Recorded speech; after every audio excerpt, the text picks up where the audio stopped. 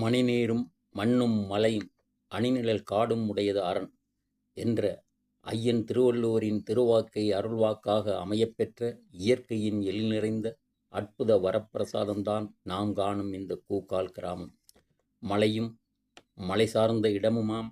குறிஞ்சிமலை தென்றல் காற்றில் பவனி வரும் மேகங்களின் முகடுகள் வான்தொடும் அளவிலே உயர்ந்தோங்கி நிற்கும் மலை உச்சியிலே தலையூத்தம்மன் அருள்பாலிக்கும் அற்புத காட்சி சொல்லில் அடங்காது. மேக வீதியிலே உலாவரும் உயிரினங்களின் தாகம் தீர்க்க வற்றாத ஜீவநதியாய் ஊற்றெடுத்து மலைப்படுகையில் கொஞ்சும் மலலையாய் தவழ்ந்து அங்கிருந்து பறந்து விரிந்து இயற்கை எழில் கொஞ்சும் ஏரியாய் காட்சியளித்து அங்கிருந்து தனது பயணத்தை தொடர்கிறாள் அம்மன். பறந்து விரிந்த ஏரியிலிருந்து வழிந்து நீரோடையாய் ஆர்ப்பரித்து ஆரவார பயணத்துடன் ஆற்று நீராக இருகரைகளில் அடங்கி நடந்து பள்ளம் நோக்கிய தன் பயணத்தில் ஓர் அற்புதத்தை நிகழ்த்துகிறாள் அம்மன்.